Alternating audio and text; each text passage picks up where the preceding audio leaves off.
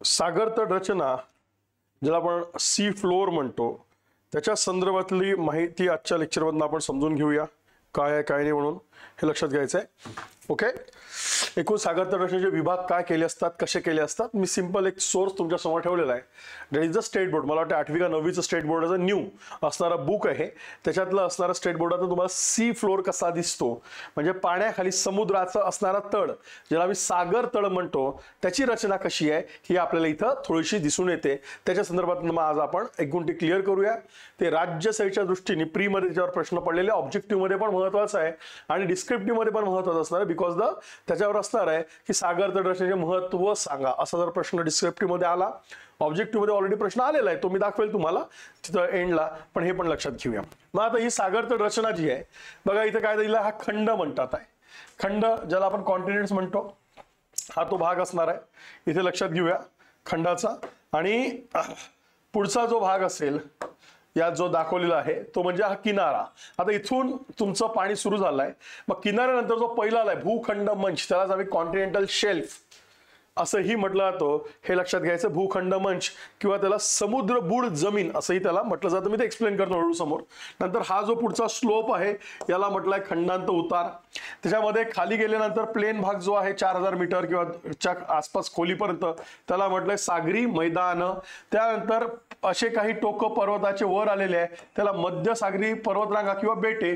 For simple example आपल्या भारतात आहे ते म्हणजे अंदमान निकोबार. अंदमान निकोबार दुसरं तिसरं काही नसून अराकाना योमा, म्हणजे जो कुठला आत्ता जो भूकंप आला कुठे म्यानमारमध्ये, यावर मी लेक्चर पण घेतलं युट्यूबला तुम्ही बघितलं असेल, तो जो भूकंप आलेला आहे ते अराकोनायोमा म्हणजेच हिमालयाचं एक्सटेन्शन आहे पूर्वेकडचं, आणि ते हिमालयाचं एक्सटेन्शन पूर्वेकडे आलं ते अंदमान निकोबार समुद्रात गेलं. समुद्रात ते अंदमान निकोबार बेटाच्या स्वरूपात काय आलंय, बाहेर आलेला आहे. ओके, ज्या हे सागरी डोह म्हणजे ज्याला आपण डोह म्हणतो, तुम्हाला डोह म्हणजे सरोवर खड्डा एक मोठा असा थोडासा काय असला पाहिजे, वाईड असला पाहिजे, रुंद असला पाहिजे, त्याला सागरी डोह म्हणतात. आणि मग गर्ता अशी अरुंद असणारी ज्याची ट्रेंचेस खोल असतात, व्ही शेप असतात, व्हर्टिकल म्हणजे उभ्या खोली त्याच्यात जास्त असते आणि अरुंद असते, त्याला गर्ता म्हटलं जाते. अगेन तुमचा आला हा. सो मोस्ट ऑफ द असे आमच्या असणारे एकूण सागरी तळ रचना आढळते. याच्यात प्रमुख 4 काय केलेल्या सागरी तळ रचनेत प्रमुख 4 विभाग केले आहे. सागरी तळ रचनेत किती प्रमुखाने 4 विभाग केलेले आहे.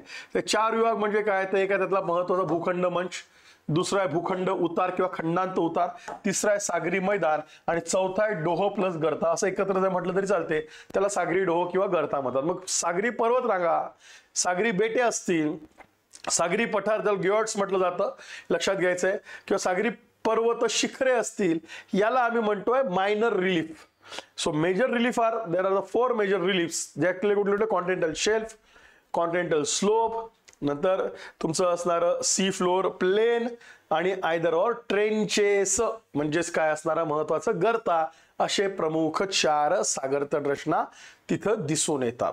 आता हा कशाचा इम्पॅक्ट आहे, सागरतळ रचनेची फॉर्मेशन म्हणजे आम्ही साधारणतः असं इमॅजिन केलं की स्विमिंग टँक आहे, स्विमिंग टँक काढली की उतार जरी असला तर एक सारखी फरशी असते आणि ते मग अकॉर्डिंग टू स्लोप खोली ती तशी बसवली असते.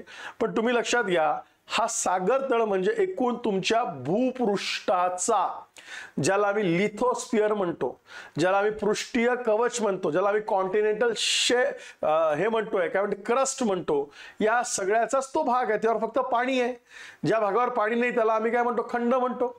आणि खंडाचा जो भाग जो पाण्याखाली गेलेला आहे त्याला आम्ही सागरी तळ म्हणतो. मग ज्या वेळेस आमच्या खंडाची खंडावरच्या भूरूपाची निर्मिती होत होती, खंडावरची भूरूप आपण बघितले, अंतर्गत शक्ती असेल मग त्याचा विकास होत जातो, त्यात बहिर्गत शक्ती एक्झोजेनिक फोर्सेस, अशा स्वरूपाचं काय होत जातं आमच्या, त्याचाच रिझल्ट काय आहे, सागरतळ रचनेत सुद्धा बदल झालेले आहे. हे पर्वत आहे जे पाण्याखाली गेलेले आहे त्याला आम्ही बेटे म्हणतो. इथं असणारा सपाट प्रदेश आहे 2 खंडांच्या मधला, किंवा तिथे असणारे खाच खळगे आहे हे लक्षात घ्यायचंय, त्याला आम्ही गर्ता म्हणतो किंवा ट्रेंचेस म्हणतो. पण हा सगळा एंडोजेनिक पृथ्वीच्या अंतर्गत शक्तीचा मोठा परिणाम आहे. मग सर सागरी मैदाने आहेत, नद्या गाळ वाहून आणतात, हा गाळ डिपॉझिट होतो कुठं, तर हा डिपॉझिट गाळ होऊन जातो समुद्रात जाऊन डिपॉझिट होतो. मग त्या गाळामुळे तिथं मैदान असतो, मैदानात जाऊन डिपॉझिट होतो, त्याचा पण फरक पडतो, ते पण आपण बघूया. आणि पण आपल्याला अशी प्रमुख असणारी काय आपली सागर तट रचना प्रामुख्याने काय करायची आहे, समजून घ्यायची आहे. मग स्टेट बोर्डात परत दिलेलं आहे तुम्हाला की तुम्ही अंडरस्टँड झालं तर याला काय म्हणायचं, तर तुम्ही याला बरोबर इथं नाव लिहाल की हा भूखंड मंच असेल, हा काय असेल सागरी गर्ता असेल, याला म्हणाल सागरी मैदान, याला म्हणाल तुम्ही सागरी पर्वत किंवा बेट, याला म्हणाल सागरी पर्वत. ते आपल्याला सगळं आता सागर तट रचना हा टॉपिक आपल्याला काय करायचं, क्लिअर करायचा आहे, हे लक्षात घेऊया. ओके. समुद्र सपाटी म्हटलेला एक शब्द त्यात टाकलेला आहे, जस्ट एक वाचून घ्यायचं. मी परत परत सांगतोय की भूगोलाला फारसे तुम्हाला फाईन सोर्सेस वापरायचे नाहीये. आपला स्टेट बोर्ड आणि एनसीईआरटी खूपच जास्त फाईन सोर्स आहे आपल्यासाठी, त्या सोर्सेसवर आपल्याला काम करायचं आहे. कोणत्याही ठिकाणची उंची व खोली त्या भागातील समुद्र सपाटीपासून मोजली जाते. समुद्र सपाटीपासून जास्तीत जास्त भरतीची पातळी व ओटीची असणारी पातळी यांच्यातील सरासरी काढून निश्चित केली जाते. या सरासरी काढल्या उंची 0 मानून त्यापेक्षा अधिक उंच किंवा कमी खोल उंचीच्या ठिकाणी धनात्मक किंवा ऋणात्मक म्हणजे पॉझिटिव्ह किंवा निगेटिव्ह मूल्यात सांगितली जातात. माउंट एव्हरेस्ट 8,828 मीटर, कुठनं, समुद्र सपाटीपासून. आमचं कळसुबाईचं शिखर 1646, कुठून, समुद्र सपाटीपासून. मरियाना गर्ता, ज्याला आम्ही काय म्हणतो चॅलेंजर ट्रेंच, जगातील सर्वात खोल गर्ता तिला समजलं जाते, ते फिलिपाईन्स पाशी आहे. तिची खोली मायनस मध्ये दाखवली जाते, -1134, जवळजवळ 11 किलोमीटर ती डेप्थ आहे. इथं दाखवलंय बघा, हा जर समुद्र सपाटी घेतली ॲव्हरेज भरती ओटीचा करून, तर इथून तुमची असणारी उंची आणि इथून इथं खाली असणारी उंची हा फक्त 8,800 म्हणजे 9 किलोमीटर समुद्र सपाटीपासून. उंची कोणाची आहे, मी रफली म्हणतो 8,848 म्हणजे आपण 9 धरूया अप्रॉक्सिमेटली. ती कोणाची आहे, तर ती आमच्या येते एव्हरेस्टची. आणि जर तिथून खाली घेतलं फिलिपाईन्स, जपानी फिलिपाईन्स मरियाना ट्रेंच आहे, तिथं असणारी जी व्हर्टिकल व्ही आकाराची जी दरी आहे, साध्या भाषेतली समुद्राखालची दरी व्ही आकाराची नॅरो, तिची खोली आहे 11 किलोमीटर, असं आपल्याला लक्षात ठेवायचं आहे. सो हा एक महत्वाचा भाग तुम्ही इथं लक्षात घ्यायचा आहे. बरोबर आहे. इथं दाखवली आहे भरतीची कमाल उंची, ओटी आणि या दोघांचा मध्य काढून तुमची समुद्र सपाटी डिसाईड केली जाते, असंही स्टेट बोर्डात दिलेलं आहे. यालाही थोडं काय करून घ्यायचं, रीड करायचं किंवा रिवाइज करायचं असं मी म्हणेल, हे लक्षात घ्यायचं आहे. मग आता आपल्याला पीवायक्यू नंतर मी समुद्र प्रवाहांमध्ये पण जाईल. आता आपल्याला प्रामुख्याने याच टॉपिकला धरून ज्या मी म्हणतोय सागर तट रचनाची व्यवस्थित आपण समजून घेऊया की सागर ओशन फ्लोअर कुठल्या स्वरूपात दिसतं आणि ते ओशन फ्लोअर काय आहे हे पण आपल्याला इथं लक्षात घ्यायचं आहे. मग आता याच्यात दिलेले वेगवेगळे भूरूपे आहे, या भूरूपांची माहिती आपण समजून घेऊ. या भूरूपांची असणारी रचना आपल्याला समजून घ्यायची आहे. आणि सरासरी जर बघितलं, हा समुद्र सुरू झाला म्हणून हा पहिला जो भूमंच आहे, पाण्याखालचा असणारा सपाट प्रदेश आहे, याला म्हटलं जातं भूखंड मंच, आयदर कॉन्टिनेंटल शेल्फ किंवा समुद्रबूड जमीन, समुद्रात बुडालेली जमीन म्हणून त्याला समुद्र बुड जमीन असाही उल्लेख केला जातो. हा त्याचा उतार आहे म्हणून त्याला स्लोप म्हटलं जातं. हे जे दिलंय ॲबेसल प्लेन म्हणजे खालचं असणारं मैदान आहे म्हणून याला प्लेन म्हटलं जातं. याला सी माउंट म्हणतात, पर्वतीय काय समुद्रीय पर्वत. हे छोटेसे टोकं निघाले त्याला आम्ही काय म्हणू शकतो, बेटे म्हणू शकतो, ओल्कॅनिक आयलँड वगैरे ज्यातनं ओल्कॅन होतो. अशी जी व्ही आकाराची दाखवली दॅट इज द रिज, किंवा तुम्ही आपण शिकलेलं आहे बघा सी फ्लोअर स्प्रेडिंग मध्ये मिड अटलांटिक रिजेस म्हणून आपण तिथे बराच उल्लेख केलेला आहे. सो सी फ्लोअर जेव्हा स्प्रेड होते because the divergent boundary Atlantic महासागरात तिथं रिजेस आहे. त्या रिजेस म्हणजेच काय, ह्या उंच आलेल्या भाग याला रिजेस म्हटलं जातं. आणि हा खालचा जो भाग आहे याला काय म्हटलं जातं, रिफ्ट व्हॅली किंवा त्याला आम्ही ट्रेंचेस किंवा गर्ता असंही म्हणतो. असं असणारं समुद्राचं एकूण रचना आपल्याला व्यवस्थित समजून घेऊया. इज इट क्लिअर का? सो अशा प्रकारे ती समुद्राची रचना आपल्याला समजणं गरजेचं आहे.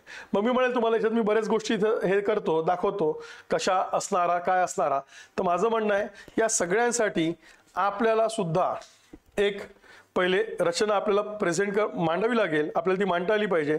आणि ती आपली मांडून झाली की मग आपल्याला व्यवस्थित त्याचे एक्सप्लेनेशन लिहिता येईल, हे पण लक्षात घेऊया.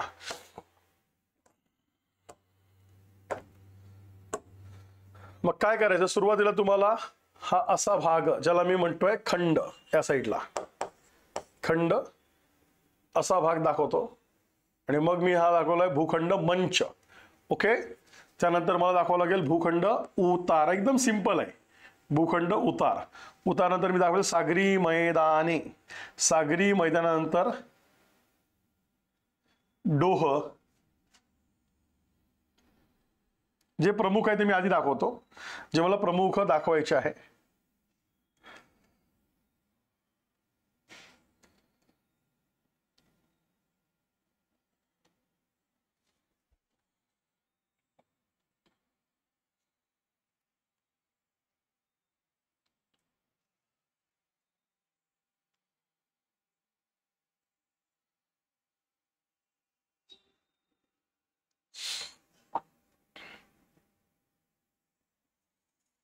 ठीक आहे, 2 मिनिटांसाठी मी असा कन्सिडर करतो.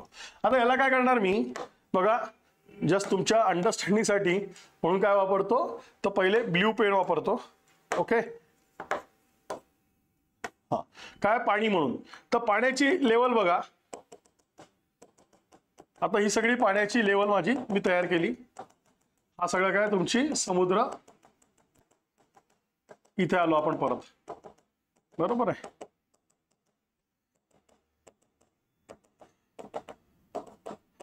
साध्या गोष्टी संपूर्ण हे समुद्र, ज्याला आपण सरफेस ओशन वॉटर म्हणतो, तो हा भाग आहे सरफेस ओशन वॉटर. करेक्ट.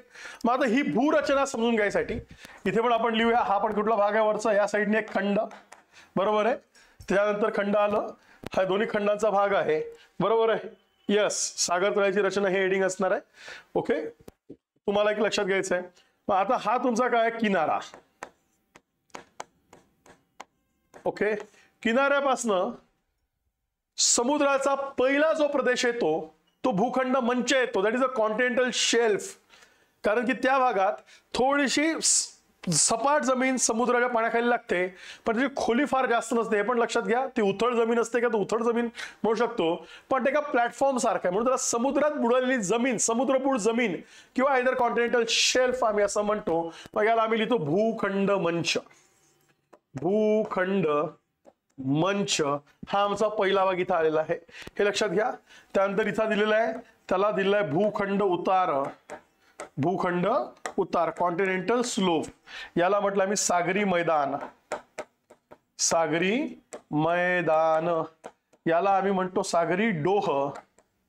याला आम्ही म्हणतो सागरी गर्ता. लक्षात घ्यायचंय, काय म्हटलं जातं, सागरी गर्ता असं म्हटलं जातं. याला मी म्हणतो सागरी पर्वत. सागरी सी माउंट. याला म्हणतो सागरी पठार. सागरी पठार किंवा त्याला टर्मिनॉलॉजीच आहे, त्याला ग्युएट्स असंही म्हटलं जातं. GUYOTS, ग्युएट्स असंही त्याला म्हटलं जातं. हे सुद्धा लक्षात घ्यायचंय. हे सुद्धा काय तुमचं सागरी पर्वत आहे, पण हा पाण्याच्या वर आलाय. कशाच्या वर आलाय, पाण्याच्या वर. याला तुम्ही काय म्हणता मग बेट. याला काय म्हणतात, बेट इथं म्हटलं जातं. हा सुद्धा भाग काय लक्षात घ्यायचा आहे, तिथं बेट असंही म्हटलं जातं. इथे आम्ही याला डोह किंवा गर्ता म्हणू काही भागात. आणि परत याला मी काय म्हणेल, तुमचं म्हणायचं झालं तर भूखंड मंच. लास्ट परत भूखंड मंच, जो पाण्याखाली असणारा, समुद्रापासून जस्ट तिथं खाली खोल गेलेला. अशा प्रकारे आपल्याला सागरी तळरचना, मग यातलं लक्षात घ्या, ज्याला मी हे करतोय, एक नंबर प्रमुख सागरी तळरचनेची प्रमुख 4 विभाग केले जातात. ते म्हणजे कुठले हे लक्षात घेऊया आपण. भूखंड मंच, भूखंड उतार, सागरी मैदान आणि गर्ता. कॉन्टिनेंटल शेल्फ, स्लोप, प्लेन आणि ट्रेंच हे त्याचे प्रमुख काय आहे प्रकार आहे. बाकीचे जे आहे ते सागर तळाचे मायनर आहे. म्हणजे फॉर एक्झाम्पल ज्याला आम्ही फ्लॅटेड सी माउंट, म्हणजे हा सपाट असणारा पर्वताचा प्रदेश आहे, समुद्र तळातील पर्वताचा, त्याला पठार म्हणतात किंवा ग्युएट्स असं त्याला म्हटलं जातं. किंवा हे पर्वतासारखं दिसणारं जे काही भूरूप आहे समुद्राच्या खाली, त्याला सी माउंट, सागरी पर्वत असं म्हटलं जातं. जो पर्वत पाण्याच्या वर निघालेला आहे, लक्षात घ्यायचं पर्वत आहे, पण पाण्याच्या लाईक द अंदमान निकोबार त्याला काय म्हटलं जातं, मी आयलँड, त्याला बेटे म्हटलं जातं. थोडासा रुंद असेल त्याला आम्ही डोह असं संबोधतो, आणि जर व्हर्टिकल असेल तर त्याला आम्ही काय म्हणतो, ट्रेंचेस, गर्ता असंही म्हटलं जातं. मग हे आम्हाला सगळे प्रकार याचे व्यवस्थित आम्हाला काय लक्षात आले पाहिजे, घेतले पाहिजे. किंवा ओशन ऑफ डिप्स, म्हणजे डोहालाच काय म्हटलं, ocean dips, either ocean trenches असंही त्याला संबोधलं जातं. हा सुद्धा भाग इथे लक्षात ठेवायचा आहे. सो अशा प्रकारे सागरी तळ रचना 4 प्रमुख भागात आणि काही उपभागात काय केली जाते, विभागली जाते. त्यातले 4 प्रमुख भाग म्हणजेच काय, जो एमपीसीनी प्रश्न विचारून घेतलेला आहे तुम्हाला, ते म्हणजे कुठलं, भूखंड उतार किंवा समुद्रबूड जमीन, कॉन्टिनेंटल शेल्फ, किंवा 2 नंबरचा असणारा कॉन्टिनेंटल स्लोप, भूखंड उतार लक्षात घ्या. 3रं सागरी मैदान, 4थं सागरी गर्ता किंवा सागरी डोह. हे झाले 4 तुमचे प्रमुख भाग, हे लक्षात घ्यायचं आहे. आणि इथून जे दाखवले आहे ते मी उपभाग दाखवले. क्लिअर का? मला सांगा, डायग्राम क्लिअर आहे का पहिले? मग मी डायग्राम आणखीन एक्सप्लेन करत जातो, हे लक्षात घ्यायचं आहे. डायग्राम आणखीन एक्सप्लेन करतो, आणि महत्वाच्या गोष्टी याचे आपल्याला वैशिष्ट्य माहित पाहिजे. म्हणजे use of the continental shelf, यातलं सर्वात महत्वाचं आर्थिक महत्व जे आहे ते भूखंड मंचाचं आहे. कारण की भूखंड मंचात मासेमारी होते. भूखंड मंचावर किनारी बेटे असतात, बेटे म्हणतो सॉरी, काय बंदरे असतात, जिथनं तुमची आयात निर्यात, दळणवळण, जल वाहतूक, त्याच्यामुळे खनिज तिथं असतात. बिकॉज ज्या काही नद्या आहेत त्या तिथं काय करतात, मोठ्या प्रमाणात काय करतात, गाळ डिपॉझिट करतात, ज्याला आपण खनिज तेलाचे स्त्रोत म्हणतो, ते तिथं मोठ्या प्रमाणात सापडतात.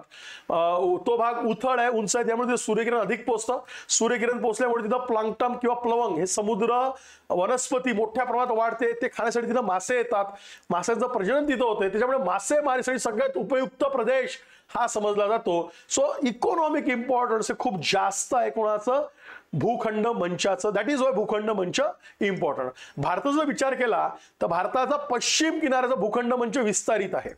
तुलनेने कुठल्या किनाऱ्यापेक्षा पूर्व किनाऱ्याचा शॉर्ट आहे. हा थोडा विस्तारलेला आहे. त्याच्यामुळे भारताच्या पश्चिम किनारा हा मासेमारीसाठी जास्त उपयोग आहे.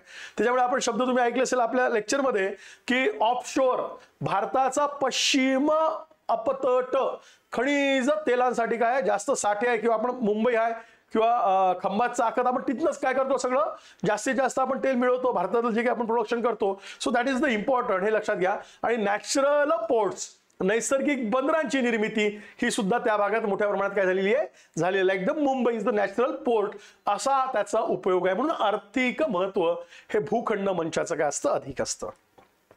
Is it clear? सो इतके बेसिक पॉइंट्स आपल्याला लक्षात ठेवायचे. तुम्ही डायग्राम ड्रॉ केली तर मग मी याचं डिक्टेक्शन करेल. आपण एक एक पॉईंट व्यवस्थित समजून परत काय करूया, मी तुम्हाला लिहून देतो. आता जस्ट जाता सांगून ठेवतो की कॉन्टिनेंटल शेल्फनी जर आपण महासागर तटरचना बघितलं तर सगळ्या सागर तटरचना विचार केला तर हिंदी महासागर आला, पॅसिफिक आला, अटलांटिक आला, आर्टिक आला किंवा दक्षिण महासागर आला. याच्यामध्ये जवळजवळ महासागराच्या तटरचनेतलं 6% क्षेत्र हे कॉन्टिनेंटल शेल्फ काय करते, हे करतं, व्यापतं. आणि सर्वात रुंद कॉन्टिनेंटल शेल्फ जर असेल तो लक्षात घ्यायचा आहे, तो आर्क्टिक जवळ आहे. कुठे आहे तो? सायबेरिया, जे रशियाचं प्लेन आहे वर आर्टिक जवळ, तिथं आहे ते सायबेरियन प्लेन ज्याला आपण म्हणतो रशियाचं, तिथं आहे. आणि सर्वात अरुंद जर कुठे असेल तर तो आपल्या म्हणण्यापेक्षा आपला काय म्हणतो, हिंदी महासागरातलं जे सुमात्रा बेट आहे, सुमात्रा बेटाजवळ सर्वात कमी असणारा काय आहे, तुमचं कॉन्टिनेंटल शेल्फ आहे. मग हे सगळे पॉइंट्स आपण नोट डाऊन करू, जेणेकरून आपल्याला सागर तटरचना म्हणजे एकूण सागर तटरचनेचं महत्व काय, किंवा सागर तटरचनेला आर्थिक महत्व सांगून, किंवा उदाहरणासहित आर्थिक महत्व, किंवा भारताच्या उदाहरणासहित महत्व सांगा, असे जर प्रश्न डिस्क्रिप्टिव्हला आले तर ते आपल्याला लिहिता आले पाहिजे. ऑब्जेक्टिव्ह मध्ये जे प्रश्न आले तर तुम्हाला रचना चा क्रम सांगा, किंवा कुठल्या प्रकारचे खालील ऑप्शन मध्ये जो प्रश्न पडला होता, मुख्य विभाग कुठले, ते विभागाचा पर्याय निवडा, असे प्रश्न पडलेले आहे राज्यसेवेलाच. तर त्या टाईपनी ही गोष्ट माहिती पाहिजे. इज इट क्लिअर का एव्हरीबडी?